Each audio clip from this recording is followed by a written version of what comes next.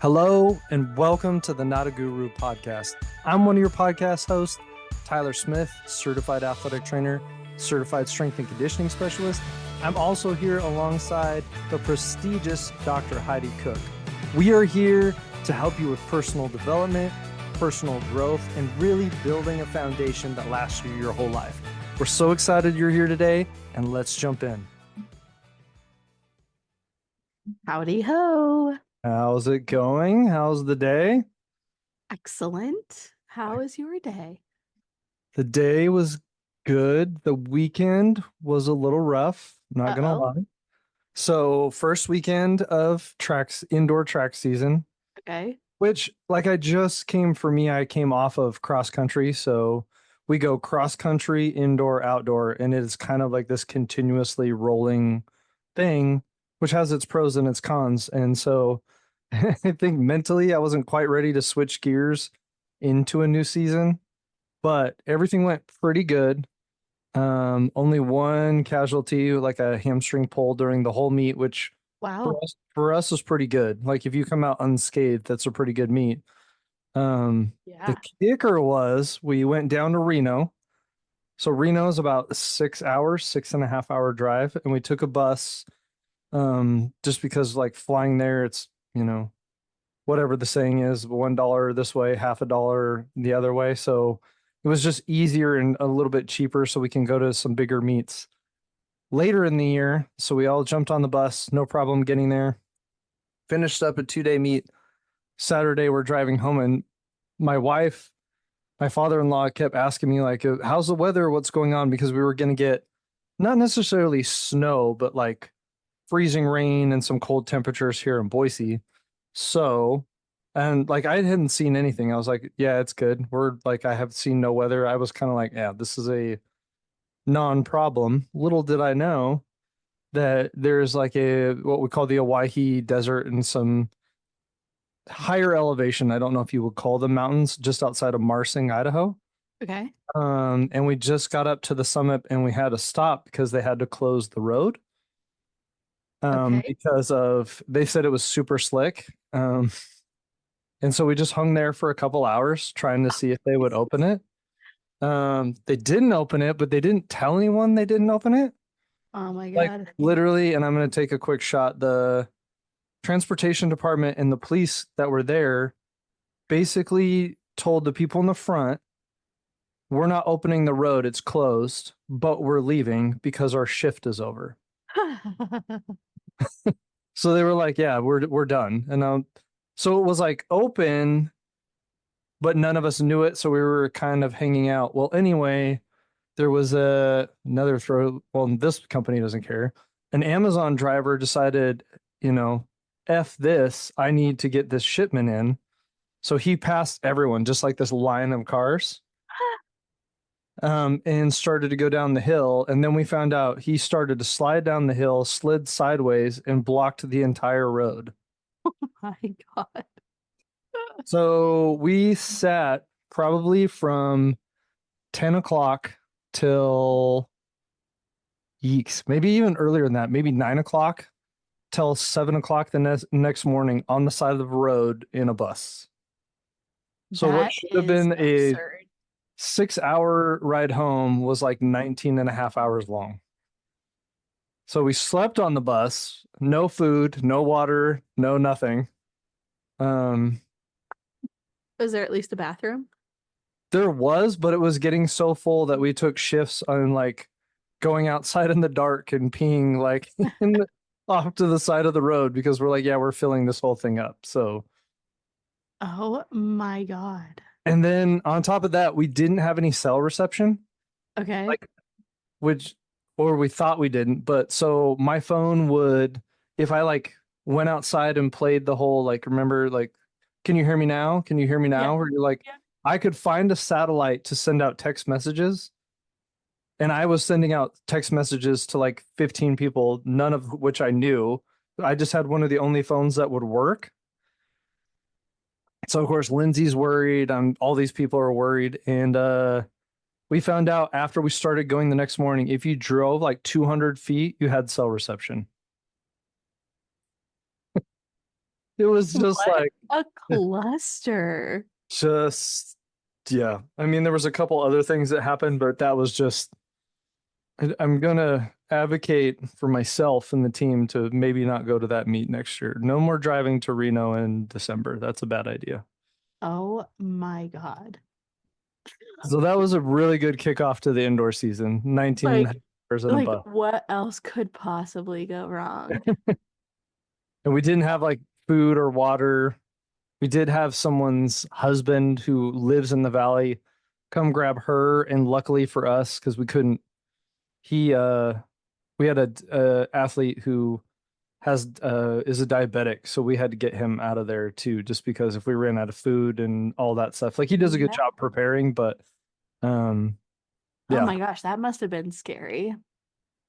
It wasn't until we like started to analyze the situation. We're like, yeah, we got to probably think of a way to make sure he's not stranded here with all that stuff, not having any of that stuff. I mean, Yeah.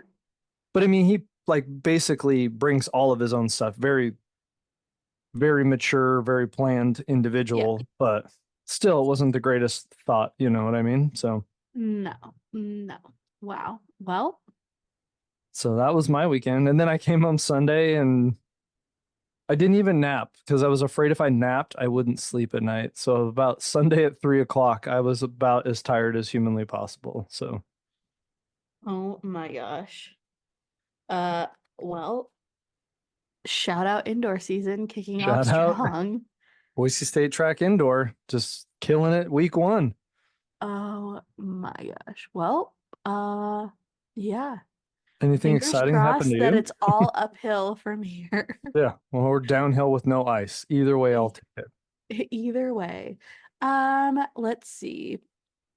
Nothing like that happened over the weekend for me, thank God. This weekend was pretty chill.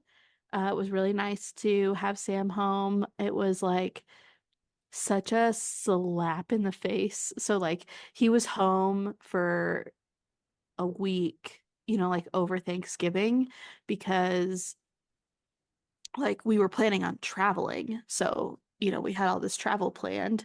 And then, obviously we ended up canceling that.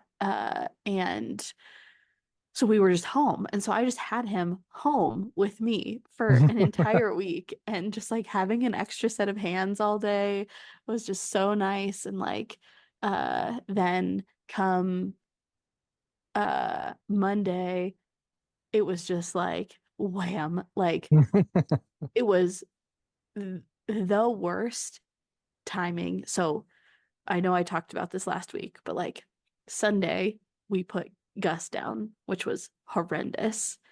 So that happened in the morning. So we had like all day together Sunday, but then literally we turned around. Sam left Monday, and I was just like me, Cal, empty house on Monday. And I was Oh, like, that's rough. this blows. Uh, and I was just basically trying to keep it together all day. But it was literally like it went from 0 to 100, like, or I guess 100 to 0. Zero. Uh, and then that just like set the tone for the whole week. It got better as the week went on. But it was just really nice, like once we got to Friday evening, to just like know that like, okay, Sam's gonna be home for the next few days, and like it's not just gonna be like me and Cal in an empty house. So that was nice. And we did a good job of like the weather was so nice. So like we got out and went on lots of, walks, enjoyed the nice weather. I feel like we went and did something fun on Saturday. Oh yeah. We like checked out so there's this neighborhood that we like keep wondering why the houses are so affordable there. Um It's haunted, actually, is everyone. It's Sam and I are like haunted. we're constantly saying we want to move and then we like never do anything. And anyway, like I could move tomorrow and be perfectly happy with that. But anyway, so like we're always looking at Zillow, and there's a couple of these houses in this neighborhood. They're like on a golf course. It's in this like really cool community where there's like a big lake in the middle of it. And then like the rec center for the community is like right there. There's all these like walking paths that go all throughout. There's like tons of parks. And then like right in the middle of it is a coffee house that hosts like community events. And then there's Wow. like, yeah, it's so cool. And so like I had always heard about it and seen it. And I was like, you know what we should do? It's like 20 minutes from where we live now, like 15 minutes from where we live now. I was like, we should just go to the coffee house and like check it out and like go walk around and, see what it's all about. It is the cutest. Um, and so Sam and I are like, why? Like, what is it? And so we've realized essentially that it's in a part of Colorado that just like kind of has a bit of a stigma. Um, it is like a bunch of like housing developments went up in kind of like an industrial area. And so there's like pockets of it that are nice, but then like you get outside of that little tiny immediate pocket and it's not so nice. And just like I, just like crime and stuff. Like there's a ton of like if you look at like the crime rating and stuff, it's like car theft is off the charts and it's like Oh. random shit. So uh anyway, so we did that Saturday and that was really fun. And then Sunday, there's a winery that's close to us. And they were doing like a Christmas festival. They had like hot cocoa and Santa and sleigh rides and like all this stuff. And so we went and checked that out and did a little wine tasting, and that was really fun. So we had a pretty chill weekend. Sorry to rub it No, in. you're good. Tyler was You're stuck on good. a No, bus. no. I had a not chill weekend, but no, it's fine. Actually, I got a lot of work done. Funny That's thing when good. you were talking about this wonderful community, just because I don't know if it's a joke or real.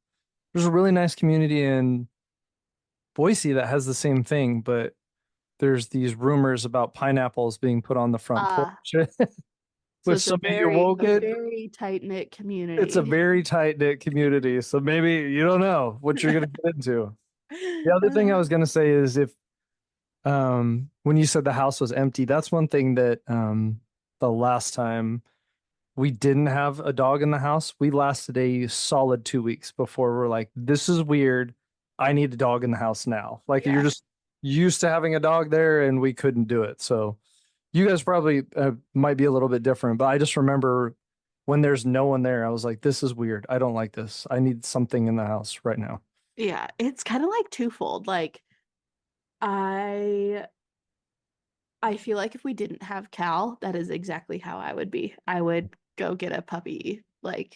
I but like the thought of Cal plus A puppy. raising a puppy right now sounds horrendous. Or Uh epic. We don't know or yet. One epic, of the however two. you want to yeah, it's all about perspective, right? Exactly. It would be epically something, that's for Well, sure. you So you need like a solid 3 months of Sam being home, or I don't know if all three of you would make it at the same time. yeah.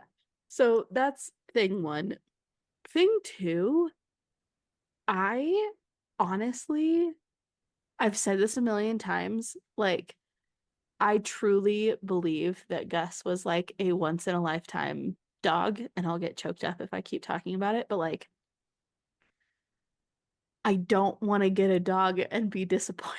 Yeah. Like, Yeah, it's I almost like how am I possibly going to love another dog as much as I loved that? Like, Gus was truly like my first baby in a way. Like, I know it's different. He is a dog, but like, I literally got him when I was in college.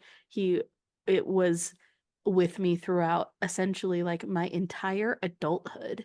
You know what I mean? Like, yeah, he was there for everything and just like was just one of the best dogs. And so it's like, I don't want to get a dog and be pissed off when like it's not as well behaved or trained or as sweet or as, funny or whatever as Gus. And so I think I need some time and some sure, yeah. space. And Uh, don't worry, I got one of those dogs. Her name's Phoebe, and she's absolute little shit on everything, but you still love her. It's a handful, that's for yeah. sure. She is a Phoebe. Anyway. Yes. And it's like one of those things too where like I mean, Gus was 11. We had an idea that it was coming, but the thing that like makes me sad in a way is like I just wanted Cal to grow up with a dog, you know? Sure. No, yeah, I'd like to get that. I mean, Quentin's had a dog his whole life, so Yeah. And like I'll get emotional. But right. Well, anyways, so and to your point though, puppies are take a lot of work, and you're gonna have to train them really well, and that's hard to do with an infant. simultaneously Yeah, while also because training a baby. baby, yeah. But I mean, also you have to worry a little bit more at that age, depending on the dog. But I mean, all of them, even if they're playing, you have to worry about them playing with the infant, and because they might nip or something, which usually, hopefully doesn't leave any marks. But at the same time, they're just trying to play, and they don't know. Neither of them know exactly what's going on at the same time. So, Yeah. Yeah, for sure. But anyways, so it was like a good kind of rejuvenating weekend for Sam and I in terms of like just having a good weekend, getting out of the house, doing some fun things, getting our mind off of like basically 2 weeks of just like heavy, heavy yeah. shit. Yeah, and like I said before, it doesn't even matter. Like, it does matter, but it's just when you know it's coming or you know that decision is there, it lingers. It like Oh my you God. say all the time, like lives rent free in your brain all the Yeah. time. All day, every Yeah. day. Yeah. And But yeah, so we're Sam is gonna go pick up his ashes on Thursday, and then we decided that this spring we like boxed up all of his like favorite toys and stuff, and Sam's mom had made him all of these like bandanas that like go on his collar for like every holiday season. He oh, had cool. like a rotating bunch. So we boxed up all of that. And so that plus his ashes we're gonna bury up at the cabin Cabin. Yeah, this that's cool. spring because Yeah, that was that's his really favorite cool. place. So That's awesome. yeah, but good weekend. Good to just like kind of get some reprieve from all of that, Well, I'm which glad was that much you're needed. I'm glad you weren't stuck in a bus for 19 I hours. was gonna say, I hate to say it, but I think I might have actually just lost it if I was stuck on a bus all day. I had some athletes come close and you're like, hey, everyone relax. On the Oh, nice, I got a lot of paperwork done, but that's about it. So so how many total hours were you on that bus? between the 2 days, Yeah. 25 and a half. Yikes. Yikes. Like a I whole day on a bus, the nonstop. And like you were trying to sleep, like we finally told everyone, hey, guess what? Quiet time at like 11, but you just can't, yeah. you can recline a little bit, but that you just can't get good sleep. So Oh my God. Well, uh I bet you learned a lot about everybody's strengths while strength stuck on a bus. and definitely exploited some weaknesses because they were at each other the whole time. Well, that was my sad attempt at a segue. It was strengths and weaknesses. Yes, I really, we had talked about this like a couple of episodes ago about how we wanted to dive into kind of like the, I had this idea for a podcast a while ago, but I kind of wanted to tie it back into the personality test conversation that we were having in terms of like how it helped me view others differently. But also like, uh, I think there's something to be said about like why the us as like humans are so not self-centered, but almost like self-curious in a way. Like there's a reason why like BuzzFeed's, what flavor Pop-Tart are you? Yeah, all uh, those different ones. Yeah. personality tests are like, Do they really you have a know, Pop-Tart one? I've I never don't taken the know. Pop. That I really was, want to know what kind of a Pop-Tart I am now. let's see. Let's see if they have one. By the way, Uh, I have like I did that one that you sent me today. I have three of them. I know the color I am, the yes. personality I have, the Enneagram I am. Oh, I'm excited to learn your Enneagram. They do have, okay, hold on. I'm gonna take this and tell you guys what kind of Pop-Tart I am. We'll have to. Uh, Do I need to feed this time while? I think the benefit, and kind of we'll talk about it about, I don't know, it's a double-edged sword because sometimes I think learning your personality and all the other things that you kind of make you you and how you make decisions or what kind of decisions you make can really help you understand yourself a little bit better. And that's like how you kind of rationalize and tick.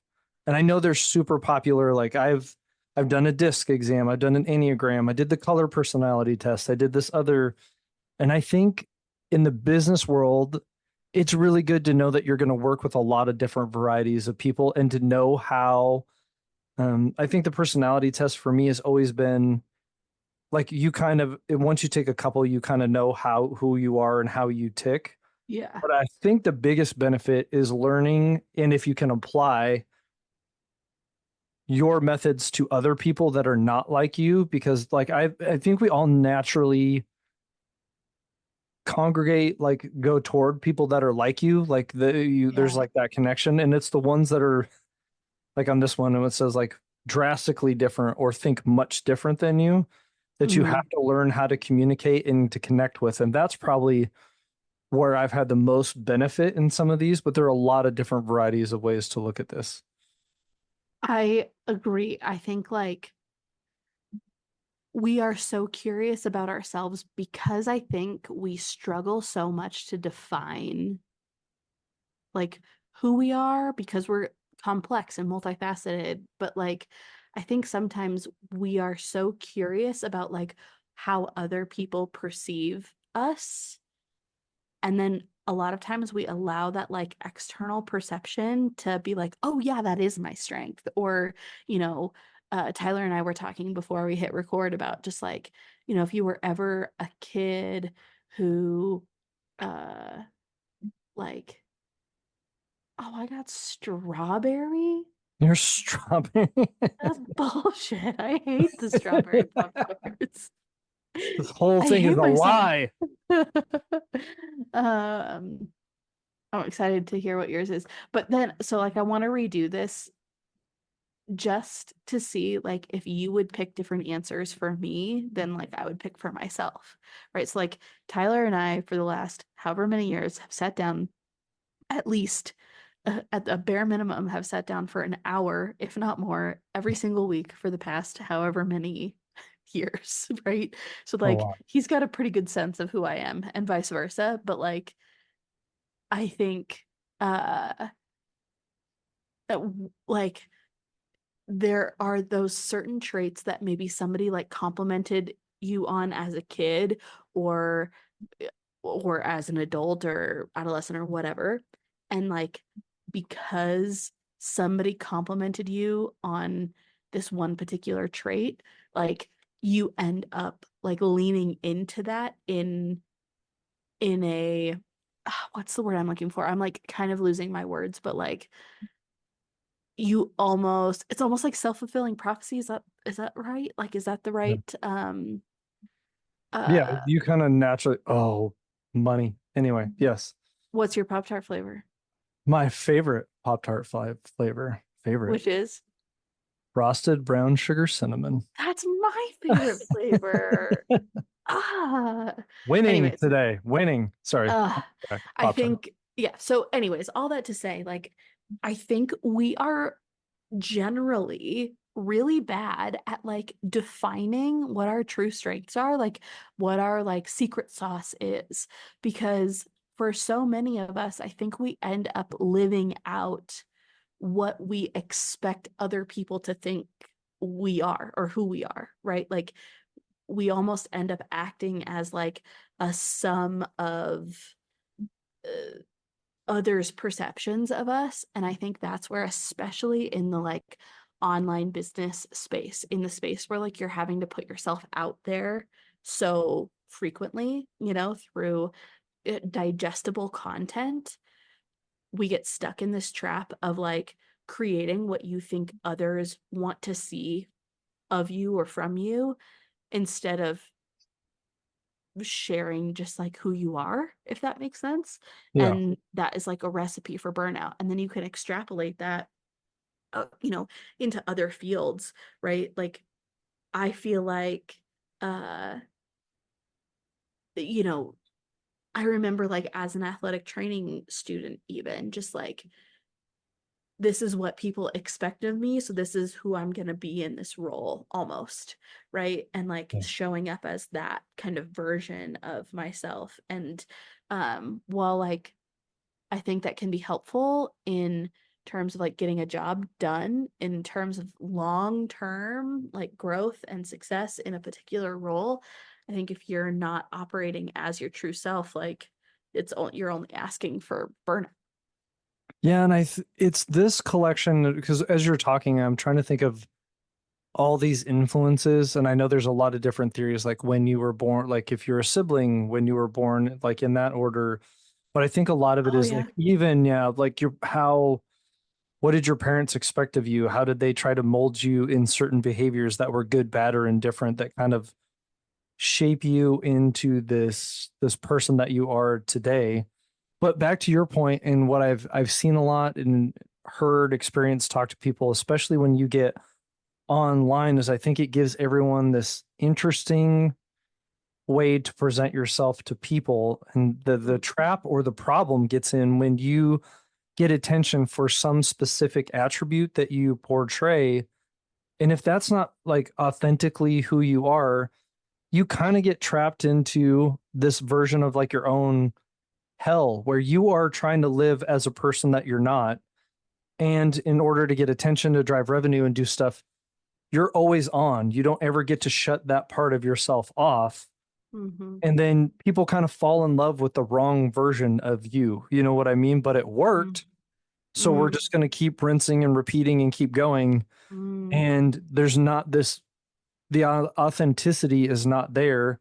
Mm-hmm. And you just like, there's a lot of people in those spaces, and you guys might be surprised. I know a good number, especially in the fitness world, and they're just not genuinely happy people because they're living kind of a lie every day and they can't get out of Mm-hmm. it. Like it's just Mm-hmm. what people expect and they try to turn it on all the time, and it can be difficult to never have that relief or to never let anyone know you for genuinely who you are. Mm-hmm.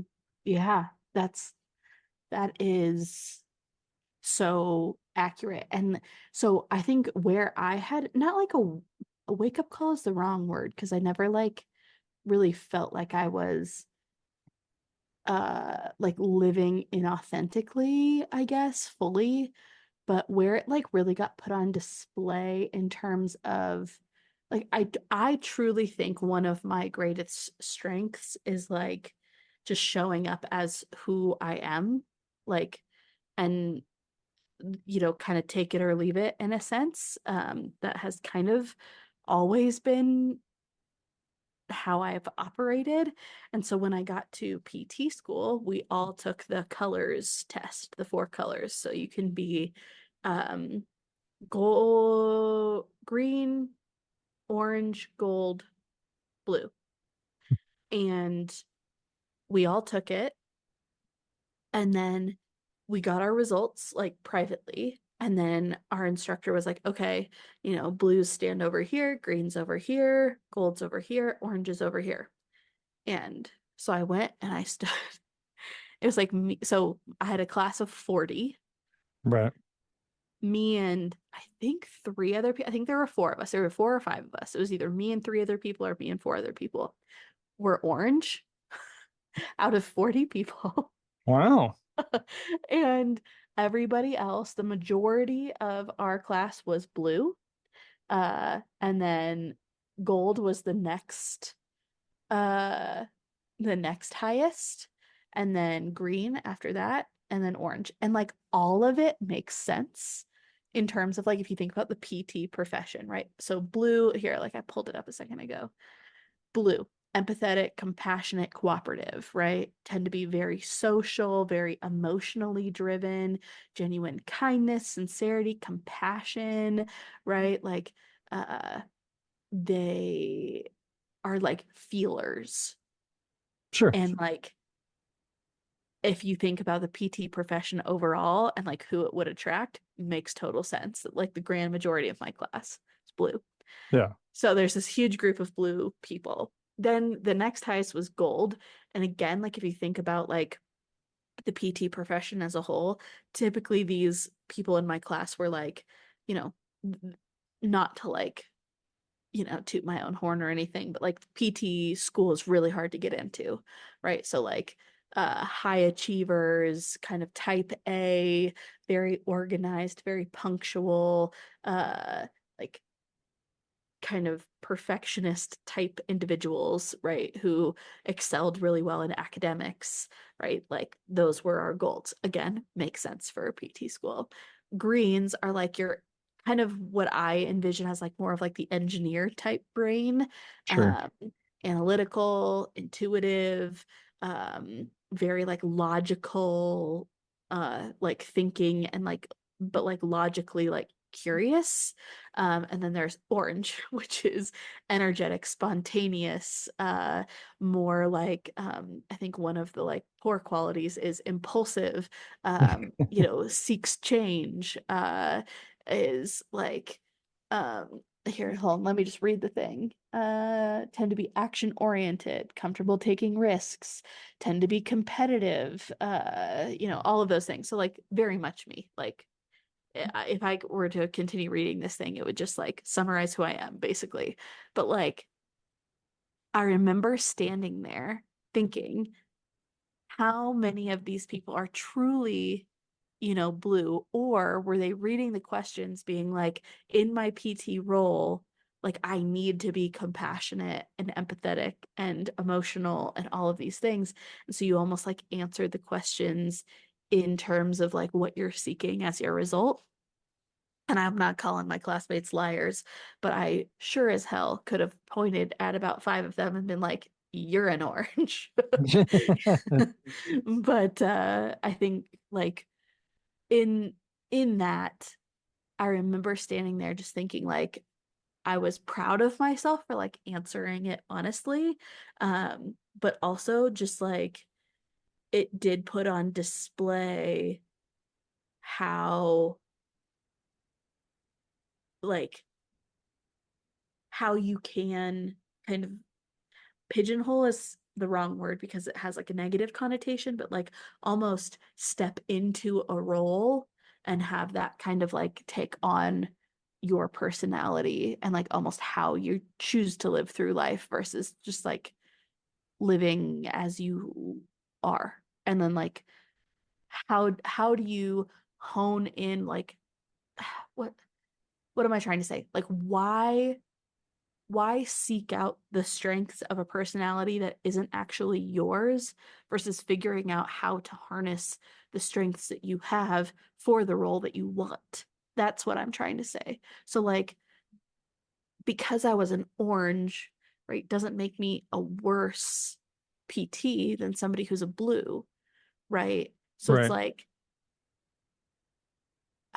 instead of feeling like I need to be a blue in order to be a good PT, how can I harness the strengths of being an orange, a green, a gold, whatever in the role that I'm operating in, uh and like bring self-awareness to maybe where I'm lacking or where my weaknesses are instead of like feeling like you have to chase being a certain thing or, feel like you have to have these particular strengths in order to be successful in this particular role. And I think that's why like defining your strengths and figuring out how they can best work for you in whatever role you're operating in is like that's how you find your secret sauce. Is not like constantly chasing a strength that really isn't like your true identity strength. I think we can all like have a personal growth mindset and continue to better ourselves and again like figure out maybe where our weaknesses are and continue to grow. But instead of like pretending that you really like, let's say, uh like conflict management, right? And say that you're like a confrontational person because that's, what your role requires. And instead of like trying to convince yourself that that's your strength, like instead lean into what your strengths truly are in order to solve that problem. Yeah, and I think I mean, those tests are always interesting because there are times like I just took that one today. The Or Enneagram. yeah, and then I even just took that little Pop-Tart one, and there were some where I was like, yeah, none of these are like if there's no answer here that really defines me. Yeah. Well, I think a lot of them are imperfect, but I think one thing that I have learned, and I can't remember what or where I learned it, but learning a lot of these, like some of those things that you talked about in PT school, my first thought is that is a young person like trying to answer to get the questions that they want, like you said, versus I think as you get older, you become more comfortable with the fact like, yeah, I know that's not me, but Mhm. I'm still okay with it. So some of that hopefully comes in the wisdom and the confidence of growing into the person that you want to be. But I think what really, when you were talking, jumped out to me is trying to get an understanding of who you are and like how you attack problems, just like how you tick more than anything. What are your tendencies? And Mhm. and like that's the fundamental pillar or characteristics of who you are.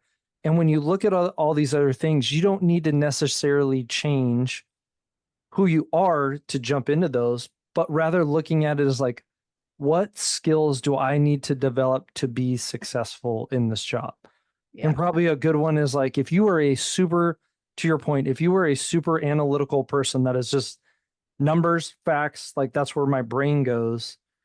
And I won't, I mean, this is something that we just did a whole what we call monthly manager meeting about. Like you might need to work on emotional intelligence as a skill because it doesn't come firsthand to you like it does to me. I read emotional, I'm like when you were going through this, like I'm a blue, and blues people orientated, sensitive, supportive, positive, considerate, Mhm. relationship focused, and emotionally attuned.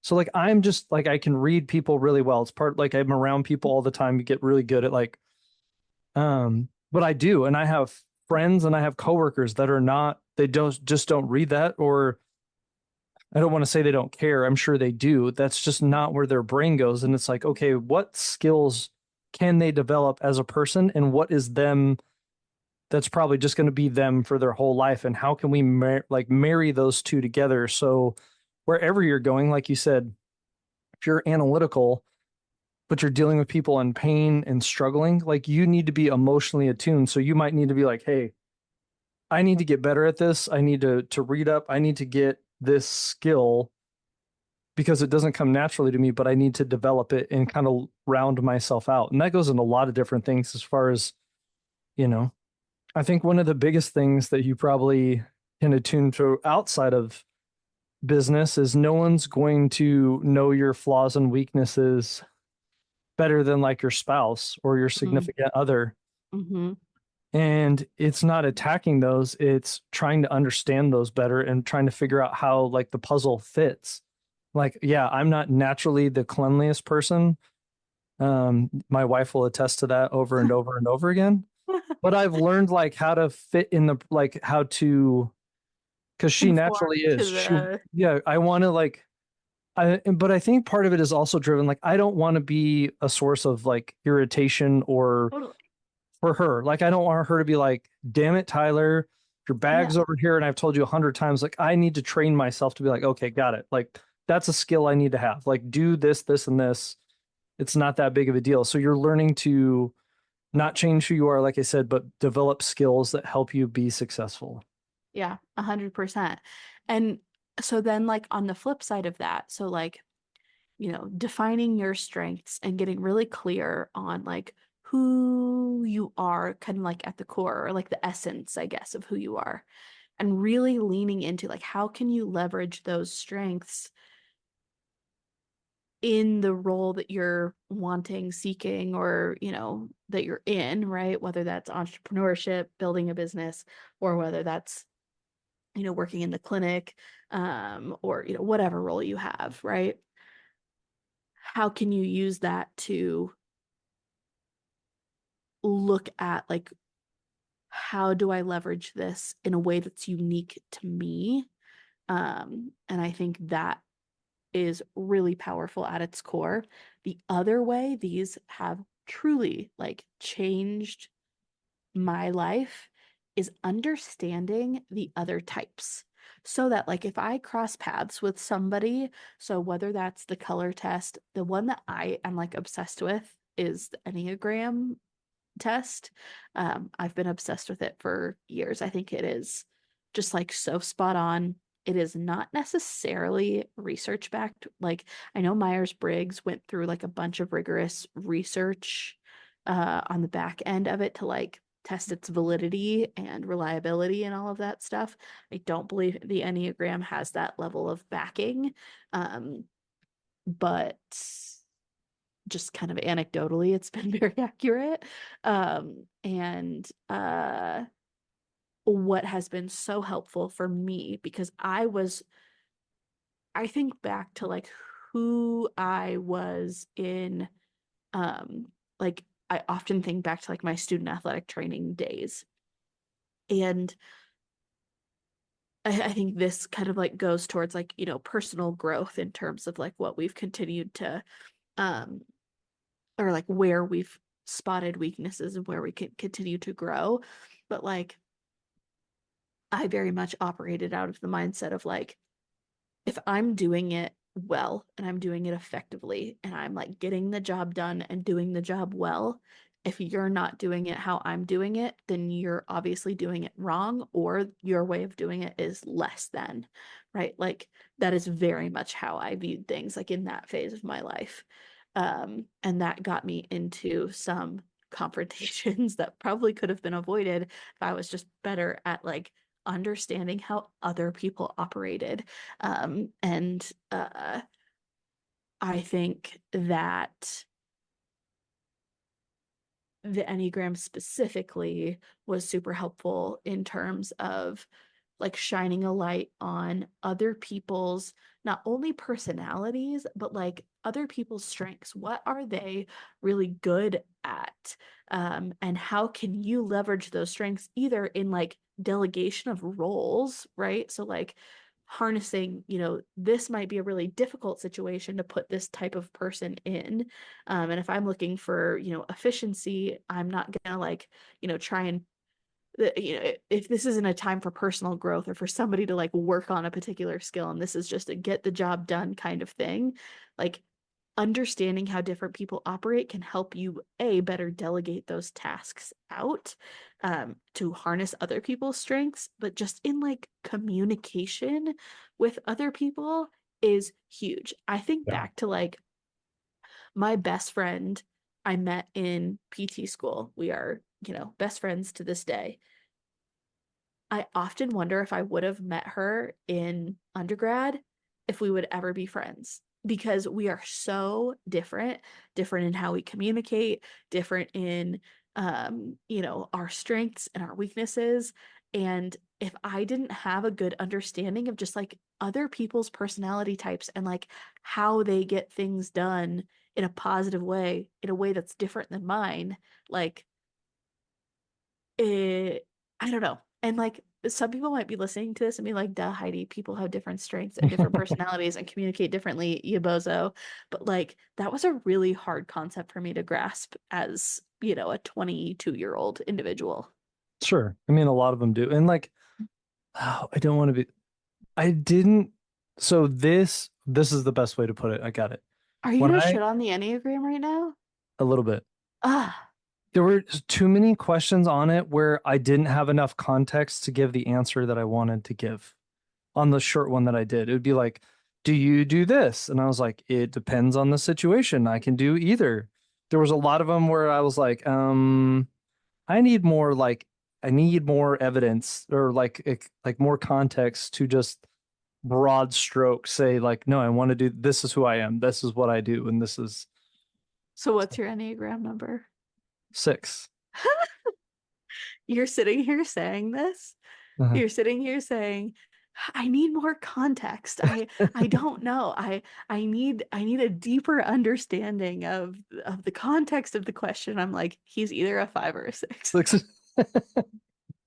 I'm Uh, also like, but I mean, it makes sense. I don't make snap decisions or just like, yep, are not something that I'm like, well, it depends because I don't want like I would rather gather more information, take more time than get the wrong answer because I have to answer quickly.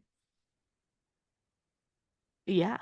I mean, classic six, am I right? It's so funny. But anyway, so like the Enneagram for me was so great in yeah, just like helping me better understand how other people operate. Like it was validating for myself in a way of just like understanding myself and my strengths, but I think the bigger impact the Enneagram had on me was learning about the other types. Oh yeah. Um and like, you really shouldn't like type other people, but like just watching somebody operate in a different way than me, I can kind of be like, oh, that's maybe how like still to this day, I don't even know if she's listening to this. My sister will say something and like maybe I agree with it, maybe I disagree with it, maybe, whatever. And I can often just go back and be like, you know what? She's a nine wing one, and this is just where her brain needs to go in order to process through this scenario. And that's okay, right? Like I often like will actually have that train of thought and be like, is this the train of thought that I have, to work through this scenario? No. Is that how she needs to work through this scenario to best suit her? Yes. And that's okay. And like the amount of like that gives me in terms of just like letting other people be who they are is insane. And like I don't know if other people have that problem, but like it has just freed me up so much to like let people live, and just like it has removed so many bugs up my butt. Well, yeah, I mean, I guess I understand what you're saying. Mine's a little bit different where like I mean, in context of my job, I've met so many people that I get much better at this skill to be like, yeah, that's just how that how that person processes, but that doesn't mean I need to do better than this because there's still people in my life that I work with that do things a certain way and there's still creates what would you say bugs up your butt like Yeah.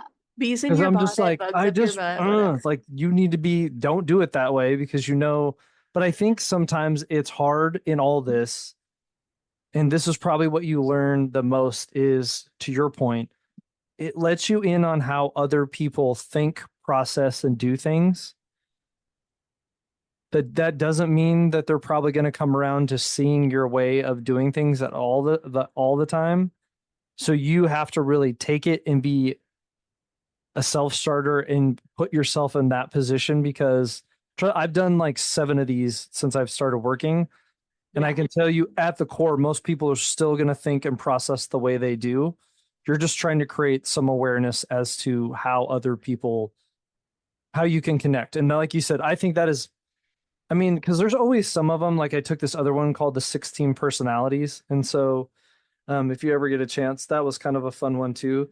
The thing we really liked on that is like you get put as this, like they put you in a personality and then they tell you famous people that have the same personality. So we would like compare the list. That's what we had more fun doing than anything else. Um, but I know like one of them describes me as like a perfectionist, and I can almost guarantee you that is not the truth all the time. So I think you can also find a lot of them, and then there's going to be some outliers. So the more information you have, though, for me anyway, the more I can kind of figure things out for myself. Yeah, I agree. I want to go through the Enneagram really quick. Um, uh, so you can also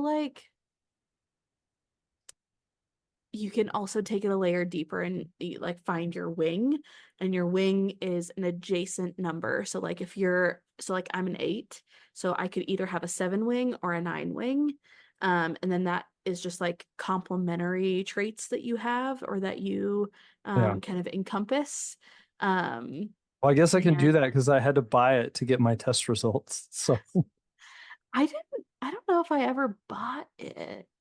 But so then that like expands your type. So like um anyways, what let's go through these. So number one is the reformer. So rational, idealistic. So like a lot of these people So like my sister goes back and forth on whether she's a 9 wing 1 or a 1 wing 9. But like if you just kind of look at both of those together, like she has traits of like she wants people to do what is like morally right. And if Sure. they're not doing what is morally right, like she has not like a big like over response. I'm just saying like she cares a lot about other people doing the right thing. Where like Sure. me, we'll get into it. I can see somebody choosing to do the wrong thing and I kind of just chalk it up to like somebody being an asshole, right? Like that sucks. People are going to do shitty things and like I kind of move on where my sister will like get stuck on the fact that like that person chose to not do the right thing. And I think that is like very much the one. They have like perfectionist kind of type A type qualities in them as well. Number two is the helper, caring, interpersonal, generous, but like can also have people pleasing tendencies as well. Number three is the achiever. This is Sam. He is success oriented, pragmatic, adapted, driven, but like image conscious. So, have you ever done there's another personality test that is called like Strength Finders. And like one of the things that like Sam is really driven by is like status and recognition. And he's like, that's a shitty thing to like, admit that like that's what drives me, but like that is like something that is driving to him. So that's the achiever is like doing things for like almost achievement's sake.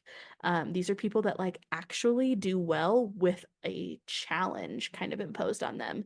Like I again thought for so long that like I'm very like anti-challenge because it often cultivates short-term results. But for individuals who are really driven by like achieving something, it can be, something beneficial for that particular personality type. Number four, the individualist, sensitive, expressive, these are like the artists Artiste. of the world. Number five is the investigator. Intense, cerebral, perceptive, innovative, sometimes like secretive or isolated. This was one of my best friends in PT school. And like he lives it out to this day. We often call him the hermit, because he'll like he got a Capri camper to go on the back of his truck, and him and his dog will just like hit the mountain and they'll go hunting for like a week and nobody will hear from them. And that's just the way he likes it. Um, Number six is the loyalist. So this is Tyler, committed, security oriented, engaging, responsible, but can also be anxious and suspicious. Do we want to learn more about the loyalists? This is Tyler. Um, Reliable, hardworking, responsible, trustworthy, excellent troubleshooters, foresee problems, foster cooperation. Again, like this was Tyler's like needing more context in order to make the right decision. I don't want to make the wrong decision. Have problems with self-doubt, um, stable, self-reliant. Your basic fear is being without support or guidance. Uh, your desires to have security and support. Um, if you're a 6 wing 7, you're the buddy. If you're the 6 wing 5, you're the defender. I would be curious to know what your wing is. Are you like you're not very like spontaneous, thrill seeking, adventure seeking. I would guess that you're the defender then. A 7 uh is like the super, uber spontaneous type Oh, no, personality, like I don't mind every once in a while, but I don't just like, no, adrenaline junkie, no, like yeah, that's not something that I would describe myself as. your key motivations: want to have security, feel supported by others, to have certitude and reassurance, to test the attitudes of others towards them, and fight against anxiety and insecurity. All right. Key motivations. Anyways, that's the 6. So the seven, busy, fun-loving, spontaneous, versatile, distractible, and scattered. Mhm. That is the seven. I think we can all think of the seven in our lives. Yes. Um, Number eight, the challengers. This is me. Powerful, dominating. Whoops. I have been accused on multiple occasions as bulldozing something or someone. Um, Whoops. Self-confident, decisive, but can be confrontational. Also true. Basic fear, being harmed or controlled by others. Yep, that was one of my major motivators to not working in a clinic because I hated other people telling me what to do. Um, so I am an eight wing nine because I am not super adventurous, spontaneous, thrill seeking either. That would be considered the maverick. I am an eight wing nine, which is considered the bear because we're uh like the diplomat, I guess. Like we can be confrontational and stuff, but like nines really tend to like try to keep the peace. And so it can be like in, and I think this also goes to like the youngest sibling kind of tendency as well, to like try and be the glue. Like Sam will often call me like the glue guy. Like I'll speak up and I'll like call people out, but like my ultimate goal is to like bring the unit together and keep the unit together.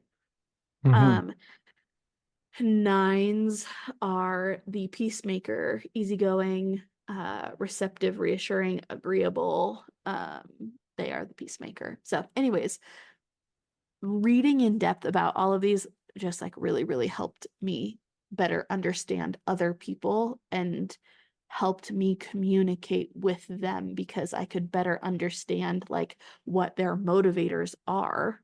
And once you can understand, more in depth, like what other people's motivators are, like for instance, you know, uh, let's say, again, like if I was coaching somebody, right, and they were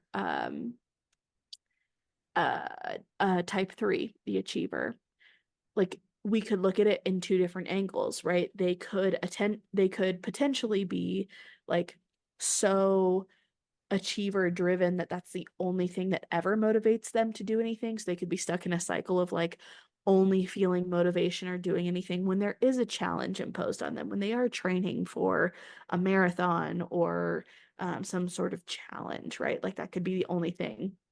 So like harnessing some of that, but then also like coaching them through how to find consistency or feel, self-validation, and those types of things that are often lacking from somebody who's seeking kind of that external validator. So anyways, like just understanding these things in terms of other people's strengths, and allowing that to change how I kind of operate and or like accept how other people do things, I think can be really helpful as well.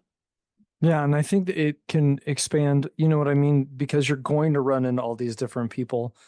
But the more that you have an idea of how they process things, it makes you more effective in just dealing with them, but also in the way, like I always tell people, we control the message. So how you communicate and what is most effective. So that way, it sounds bad, you're looping it around and helping yourself at the same time, but you're being more effective and creative and like, or effective in, I think the easiest way, like to kind of illustrate this again is like just think of your spouse or your significant other. After a while, you know exactly like, okay, if I need to approach them and talk about this, this is how I do it because it's a trial and error thing. Like, if I come home and I'm really direct and mad and whatever at my spouse, it's not going to go well. So I got to like reinvent like how am I going to attack this? If they're like, especially the important things that if you can kind of get an idea of who they are and how to communicate and how they work,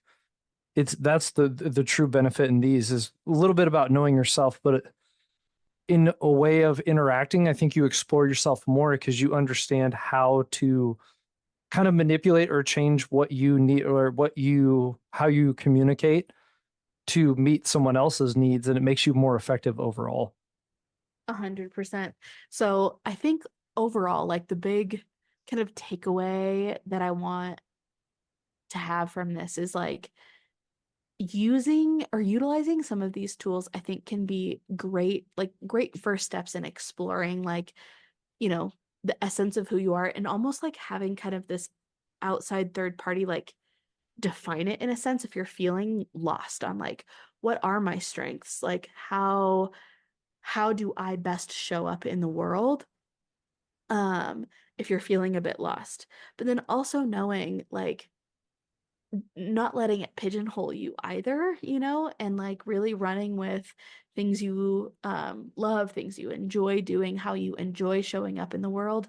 But I think having sometimes that like external third party getting like curious about yourself and being really honest and like in how you're answering the questions, right? Not answering them in how you want to be perceived, but like how you truly are and what you are truly like can really, I think, open the door to not only having you better understand yourself and letting you identify your strengths, which can kind of snowball into how you best in the world or whether that's seeking roles that align with those strengths or leveraging those strengths for the role you already have. But then on the flip side of that too, like allowing that to also expand your brain into thinking outside of yourself, and thinking to those around you and better understanding how other people are operating day to day as well. And I think the other thing, just as you were talking, that I would also say is great to like whether it's colors or this or that, and that's why probably the wing or like on the one that you were talking about, how there's one defining personality, but like in this is an easy analogy is like when you take a colors, they'll put you in like four different colors. But most people, there's different shades of brown, there's different shades of blue, there's different. So like even getting the attributes and going to someone that you know and loves you really well and say like this is how it described me. I can see myself as this, and this. I don't know about this or that. And just not getting too hung up on it, but like just understanding some of it. But we all have like this little blended section of ourselves that kind of changes and creates like a unique color than just, you know what I mean, you would look at. And that's why I think that the wing kind of helps too, is like as you move off, it's like you can describe yourself as this, and this really helps, but everyone's going to have their little quirks. So investigating that and talking about that, I think helps a lot too. I I 100% agree. I think that's awesome. Yeah, Love it. Uh, if we could in the show notes maybe link the Enneagram sure. test, maybe the colors test, and what was the third one we talked about? Oh, I'm trying to remember. I did the 16 personality Oh test. I think yeah, I like that too. yeah, link those.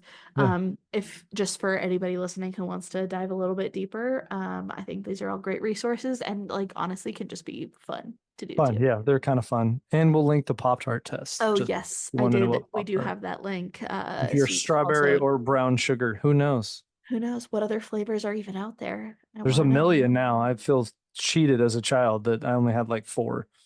Yeah, as a kid, we had like the one, I think like Costco used to sell a pack and it was like brown sugar, strawberry, blueberry. And like Yeah. that's what came in like the Costco variety pack. And when the brown sugar cinnamon were out, Heidi was also out. And now there's like ridiculous. It's like birthday cake, s'mores, like sugar Uh, cookie, like everything. So I stand firm in the fudge ones are the best ones. just a boring, stable brown sugar human.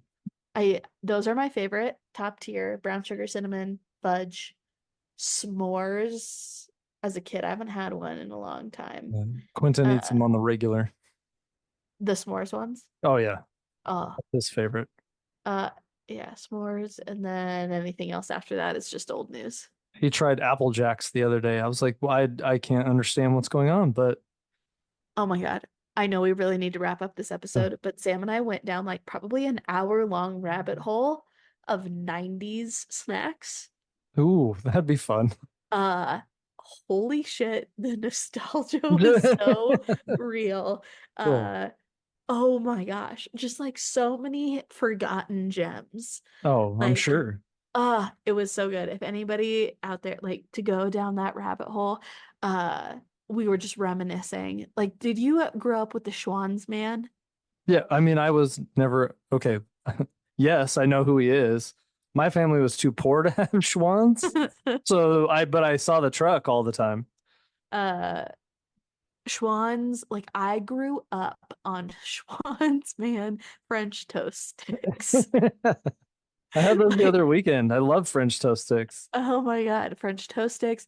And then to this day, I'm still seeking out something that it is burned into my brain, but he sold these pigs in a blanket that was like a breakfast sausage wrapped in a blueberry pancake. Just epic. Blew your mind. It blew my mind. I have yet to have anything that is that decadent. Um, Anyways, we went down a rabbit hole of like fruit by the foot, fruit Ooh, roll-ups, yep. uh the little like fruit barrel juice barrels that you'd get like after soccer practice, They were just pure sugar and that's it. Kool-Aid jammers, Oh and then the yeah. one that like we had both totally forgotten about. Do you remember not the crackers with the cheese? Because there was like the crackers with the little red Yeah, spatula oh and yeah. then like Oh the yeah. fake cheese, but like the actual little sticks, the little The cracker red sticks that yeah, the you'd red like ones? scoop. Yeah, Yeah. I I think they were wouldn't called just eat their handy crackers and then just eat the snacks. cheese by themselves. Yes, handy snacks. Candy snacks. Yes. Anyways, that one, that was a forgotten gem for sure. Yes. Unrelated, totally unrelated. Unrelated. Just But I hope started that brought back some nostalgia for everybody. just if you have nothing else after the personality test, just look up snacks from your bygone eras and relive Yes. your childhood. I'm sure there's a BuzzFeed quiz out there that's which 90s snack are you? All right. I hope you guys had fun with us this episode, and we'll see you guys next week. Thanks for being here.